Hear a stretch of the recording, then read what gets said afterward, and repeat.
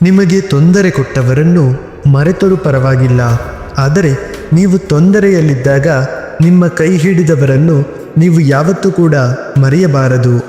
ನೀವು ಇಷ್ಟಪಡುವ ಜನರು ನಿಮ್ಮ ಸಂತೋಷದಲ್ಲಿ ಭಾಗಿಯಾಗಬಹುದು, ಆದರೆ ನೀವು ಪ್ರೀತಿಸುವ ಜನರು ನಿಮ್ಮ ದುಃಖದಲ್ಲೂ ಭಾಗಿಯಾಗಿರುತ್ತಾರೆ. ಪ್ರಯತ್ನ ಯಾವತ್ತೂ ಕೂಡ ವ್ಯರ್ಥವಾಗಲ್ಲ. ನಿಮ್ಮ ಕೆಲಸವನ್ನು ನೀವು ಪ್ರಾಮಾಣಿಕವಾಗಿ ಮಾಡಿ, ಪ್ರತಿಫಲ ತಾನಾಗಿಯೇ ನಿಮ್ಮನ್ನು ಹುಡುಕಿಕೊಂಡು ಖಂಡಿತ ಬರುತ್ತದೆ. ಬದಲಾವಣೆ ಮಾಡದೇ ಇದ್ದರೆ ನಿಮ್ಮ ಜೀವನದಲ್ಲಿ ಹೊಸದನ್ನು ಕಾಣುವುದಕ್ಕೆ ಸಾಧ್ಯವೇ ಇಲ್ಲ. ಅದೇ ತಪ್ಪುಗಳನ್ನು ಪುನಃ ಪುನಃ ಮಾಡುವುದರಿಂದ ಹೊಸ ಫಲಿತಾಂಶವನ್ನು ನಿರೀಕ್ಷಿಸಲು ಸಾಧ್ಯವಿಲ್ಲ. ನೀವು ಬದಲಾವಣೆ ತರುತ್ತಿದ್ದಾಗ ಮಾತ್ರ ಹೊಸ ಜೀವನವನ್ನು ನಿರ್ವಹಿಸಬಹುದು. ಬದುಕು ಎಷ್ಟು ಶ್ರೀಮಂತವಾಗಿದೆ ಅನ್ನೋದಕ್ಕಿಂತ ಎಷ್ಟು ನೆಮ್ಮದಿಯಾಗಿದೆ ಅನ್ನೋದು ತುಂಬ ಮುಖ್ಯ. ನೀ ಚಿಗುರುವೆ ಎಂದು ತಿಳಿದಾಗ ಜನರು ನಿನ್ನನ್ನು ಚಿವುಟಲು ಪ್ರಯತ್ನಿಸುತ್ತಾರೆ. ಅವರನ್ನು ಎದುರಿಸಿ ನೀ ಮರವಾಗಿ ಬೆಳೆದು ನಿಲ್ಲು, ಆಗ ಅವರೇ ನಿನ್ನ ನೆರಳು ಬಯಸಿ ಬರುತ್ತಾರೆ. ಬದುಕು ಬಗೆಹರಿಸಬೇಕಾದ ಸಮಸ್ಯೆಯಲ್ಲ, ಬದಲಿಗೆ ಅನುಭವಿಸಬೇಕಾದ ವಾಸ್ತವಿಕತೆ. ಜೀವನದಲ್ಲಿ ಕಾಣೋ ಕನಸೆಲ್ಲ ನನಸಾಗಲ್ಲ. ಪರಿಚಯ ಆಗೋ ಎಲ್ಲ ಸಂಬಂಧಗಳು ಕೂಡ ಶಾಶ್ವತವಾಗಿ ಉಳಿಯುವುದಿಲ್ಲ. ಅವಶ್ಯಕತೆ ಇದ್ದಾಗ ನಮ್ಮನ್ನು ನೆನಪು ಮಾಡುವವರೇ ಬುದ್ಧಿವಂತರು. ಅವರ ಮೇಲೆ ಅತಿಯಾದ ನಂಬಿಕೆ ಇಟ್ಟ ನಾವೇ ಶತದಡ್ಡರು. ನಿತ್ಯ ಜೀವನದಲ್ಲಿ ಮುಂದೆ ಮೆಚ್ಚಿ ಮಾತಾಡಿ, ಹಿಂದೆ ಚುಚ್ಚಿ ಮಾತನಾಡುವವರಿಗೆ ಕಾಲವೇ ಬೆಚ್ಚಿ ಬೀಳುವಂತೆ ಉತ್ತರ ಕೊಡುತ್ತೆ. ಚಿಂತಿಸಬೇಡ, ಆ ಭಗವಂತನಿದ್ದಾನೆ. ಗುರಿ ಎಂಬುದು ದೂರದ ಬೆಟ್ಟದಲ್ಲಿರುವ ಬಂಡೆಕಲ್ಲಿನಂತೆ. ಆ ಬಂಡೆಕಲ್ಲನ್ನು ಹೊಡೆದು ಹಾಕಲು ನಿಮಿಷ ಸಾಕು, ಶಿಲೆಯಾಗಿಸಲು ವರ್ಷಗಳೇ ಬೇಕು. ನಮ್ಮನ್ನು ಭಾರ ಅಂದುಕೊಳ್ಳುವ ಸಂಬಂಧಗಳ ಜೊತೆ ಬಲವಂತವಾಗಿ ಬದುಕುವುದಕ್ಕಿಂತ ಅವುಗಳಿಂದ ದೂರವಾಗಿ ಒಂಟಿಯಾಗಿ ಬದುಕುವುದೇ ತುಂಬ ಒಳ್ಳೆಯದು. ಬದುಕಿನಲ್ಲಿ ನಿರೀಕ್ಷೆಗಳು ಸುಳ್ಳಾದಾಗ ಮನುಷ್ಯ ತಾನಾಗಿಯೇ ಬದಲಾಗುತ್ತಾನೆ. ಅದು ಅವನ ಗಟ್ಟಿತನವೂ ಅಲ್ಲ, ಅತಿಯಾದ ಅಹಂಕಾರವೂ ಅಲ್ಲ, ನೊಂದ ಮನಸ್ಸಿನ ನಿರ್ಧಾರವಷ್ಟೇ. ಜನರಿಗೆ ನಾವು ಬದಲಾದದ್ದು ಮಾತ್ರ ಬೇಗ ಕಾಣಿಸುತ್ತದೆ, ಆದರೆ ಅವರ ಯಾವ ಮಾತಿನಿಂದ ನಾವು ಬದಲಾದೆವು ಎನ್ನುವುದು ಮಾತ್ರ ತಿಳಿಯುವುದಿಲ್ಲ. ಇನ್ನೊಬ್ಬರ ಏಳಿಗೆ ಕಂಡು ಅಸೂಯೆ, ಹೊಟ್ಟೆ ಕಿಚ್ಚು ಪಡೋ ಜನಗಳು ಯಾವತ್ತೂ ಕೂಡ ತಮ್ಮ ಜೀವನದಲ್ಲಿ ಏಳಿಗೆ ಆಗೋಕೆ ಸಾಧ್ಯನೇ ಇಲ್ಲ. ಕುದಿಯುವವರು ಕುದಿಯಲಿ, ಉರಿಯುವವರು ಉರಿಯಲಿ, ನಿನ್ನ ಪಾಡಿಗೆ ನೀನಿರು. ಕುದಿಯುವವರು ಆವಿಯಾಗಿ ಹೋಗುತ್ತಾರೆ, ಉರಿಯುವವರು ಬೂದಿಯಾಗುತ್ತಾರೆ. ಕಳೆದು ಹೋದವರನ್ನು ಹುಡುಕಬಹುದು, ಆದರೆ ಬದಲಾದವರನ್ನು ಹುಡುಕೋದು ತುಂಬ ಕಷ್ಟ. ಸಂಬಂಧಗಳು ತಾನಾಗಿಯೇ ದೂರವಾಗುವುದಿಲ್ಲ.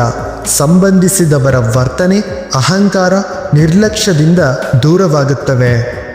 ಅಳುತ್ತಿರುವಾಗ ಕಣ್ಣೀರು ಒರೆಸಲು ಬಾರದ ಈ ಲೋಕ, ನೀನು ಸತ್ತಾಗ ಮಣ್ಣು ಕೊಡೋಕ್ಕೆ ಬರುತ್ತೆ ಈ ಲೋಕವನ್ನು ನಂಬಿ ಬದುಕಬೇಡ, ನೀನು ನಂಬಿ ಬದುಕು. ಬಟ್ಟೆ ಮತ್ತು ಮುಖ ಯಾವಾಗಲೂ ಸುಳ್ಳು ಹೇಳುತ್ತದೆ.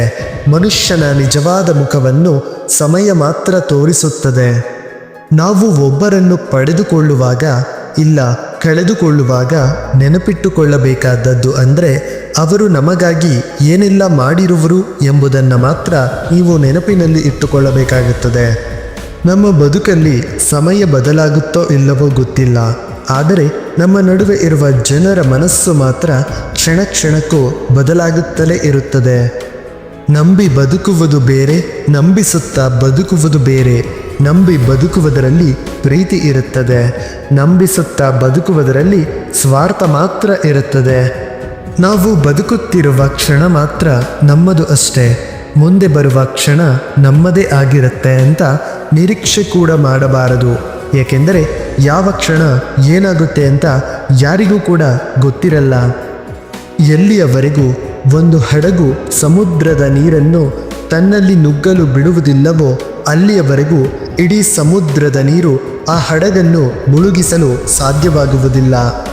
ಹಾಗೆಯೇ ಸುಳ್ಳು ಹೇಳುವವರು, ಚಾಡಿಕೋರರು, ಮೋಸಗಾರರು, ನಂಬಿಕೆ ದ್ರೋಹಿಗಳು, ಸ್ವಾರ್ಥಿಗಳು, ಸಮಯ ಸಾಧಕರನ್ನು ನಿಮ್ಮ ಹತ್ತಿರ ಸುಳಿಯಲು ಬಿಡದಿದ್ದರೆ ನಿಮ್ಮನ್ನು ಮುಳುಗಿಸಲು ಯಾರಿಂದಲೂ ಕೂಡ ಸಾಧ್ಯವೇ ಇಲ್ಲ. ಜೀವನದಲ್ಲಿ ಯಾವುದು ಕೂಡ ಶಾಶ್ವತ ಅಲ್ಲ. ಇರೋ ಅಷ್ಟು ದಿನ ಖುಷಿಯಾಗಿ ಇರಬೇಕು ಅಷ್ಟೇ.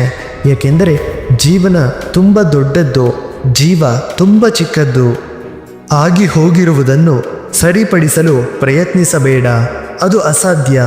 ಮುಂದೆ ಮಾಡಬೇಕಾದದ್ದನ್ನು ಸರಿಯಾದ ರೀತಿಯಲ್ಲಿ ಯೋಚಿಸಿ ಮಾಡು, ಅದು ಖಂಡಿತ ಸಾಧ್ಯ. ನಂಬಿಕೆಯನ್ನು ಮೋಸ ಮಾಡಲು ಉಪಯೋಗಿಸಬೇಡಿ, ಪ್ರೀತಿಯನ್ನು ಸಮಯ ಕಳೆಯಲೆಂದು ಬಳಸಿಕೊಳ್ಳಬೇಡಿ, ಭಾವನೆಗಳ ಜೊತೆ ಆಟವಾಡಲು ನೋಡಬೇಡಿ. ಎಲ್ಲರಿಗೂ ಅವರದ್ದೇ ಆದ ವ್ಯಕ್ತಿತ್ವ ಇರುತ್ತದೆ. ಅವರ ಜೀವನದ ಜೊತೆ ನೀವು ಎಂದಿಗೂ ಕೂಡ ಆಟವಾಡಬೇಡಿ. ಈ ಜಗತ್ತಿನಲ್ಲಿ ಹುಟ್ಟಿದ ಪ್ರತಿ ವ್ಯಕ್ತಿ ತನ್ನ ಬದುಕನ್ನು ನಡೆಸುವಷ್ಟು ಶಕ್ತನಾಗಿರುತ್ತಾನೆ. ಆದರೆ ಬೇರೆಯವರಿಂದ ಹಣಕಾಸು ಪಡೆಯುವುದು ಅಥವಾ ಭಿಕ್ಷೆ ಬೇಡುವುದು ಜೀವನದ ಅತ್ಯಂತ ದುಃಖಕರ ಘಟನೆಗಳಲ್ಲಿ ಒಂದು. ಮಾಡುವ ತಪ್ಪಿಗೆ ಕ್ಷಮೆ ಇರಲಿ. ಪ್ರತಿ ಬಾರಿಯೂ ತಪ್ಪು ತಪ್ಪಾಗಿರುವುದಿಲ್ಲ, ಮೋಸವೂ ಆಗಿರಬಹುದು. ಪ್ರತಿ ಬಾರಿ ಕ್ಷಮಿಸುವ ಬದಲು ಪದೇ ಆಗುವ ತಪ್ಪುಗಳ ಬಗ್ಗೆ ಗಮನವಿಡಿ. ಆಕಸ್ಮಿಕವಾಗಿ ಆದಲ್ಲಿ ಕ್ಷಮಿಸಿ. ಪ್ರೇರೇಪಿತ ತಪ್ಪಾದಲ್ಲಿ ಯೋಚನೆ ಮಾಡಿ ತೀರ್ಮಾನಿಸಿ. ಸಾಧಿಸುವ ಮುನ್ನ ಹಾಸ್ಯವಾಗಿ ನೋಡುತ್ತಾರೆ, ಸಾಧಿಸಿದ ಮೇಲೆ ವಿಶೇಷವಾಗಿ ನೋಡುತ್ತಾರೆ. ಆದ್ದರಿಂದ ನೀವು ಏನು ಅಂದುಕೊಂಡಿದ್ದೀರೋ ಅದನ್ನು ಅರ್ಧದಲ್ಲೇ ಕೈಬಿಡಬೇಡಿ. ದುರ್ಬಲ ವ್ಯಕ್ತಿಯನ್ನು ಗಮನಿಸಿ ನಿರ್ಲಕ್ಷಿಸಬೇಡಿ, ಏಕೆಂದರೆ ಅವರು ಎಲ್ಲರಿಗಿಂತ ಅತಿ ಹೆಚ್ಚು ಸೇಡಿನ ಮನೋಭಾವನೆ ಹೊಂದಿರುತ್ತಾರೆ ಮತ್ತು ಅದಕ್ಕಾಗಿಯೇ ಅವಣಿಸುತ್ತಾರೆ. ಇವತ್ತು ನಿಮ್ಮ ಯೋಚನೆಯಲ್ಲಿ ಏನಿರುವುದೋ ಅದೇ ಮುಂದಿನ ದಿನಗಳಲ್ಲಿ ನಿಮ್ಮ ಭಾಗ್ಯದಲ್ಲಿರುತ್ತದೆ. ಅದಕ್ಕೆ ಯೋಚನೆ ಒಳ್ಳೆಯದೇ ಇರಲಿ, ಆಗ ಭಾಗ್ಯವೂ ಒಳ್ಳೆಯದಿರುತ್ತದೆ. ಜೀವನದಲ್ಲಿ ಬಹುದೊಡ್ಡ ಪರಿವರ್ತನೆ ಆಗುವುದಕ್ಕೂ ಮೊದಲು ನಮ್ಮ ಕೈಯಿಂದ ಎಲ್ಲ ಕೈಜಾರಿ ಹೋಗುತ್ತಿರುವುದು ಎಂದು ಭಾಸವಾಗುವುದು. ಅಂತಹ ಸಮಯದಲ್ಲಿ ಶಾಂತವಾಗಿರುವುದೇ ತುಂಬ ಒಳ್ಳೆಯದು. ನೀನು ಯಾವುದೇ ಸೇಡು ತೀರಿಸಿಕೊಳ್ಳುವ ಅವಶ್ಯಕತೆಯೇ ಇಲ್ಲ. ಕೇವಲ ಒಂದು ಹೆಜ್ಜೆ ಹಿಂದಿಟ್ಟು ಕಾದು ನೋಡು. ನಿನ್ನನ್ನು ನೋವಿನಿಂದ ನರಳುವಂತೆ ಮಾಡಿದವರು ಕ್ರಮೇಣ ತಮ್ಮನ್ನು ತಾವೇ ನೋವಿನಿಂದ ನರಳಿಸಿಕೊಳ್ಳುತ್ತಾರೆ.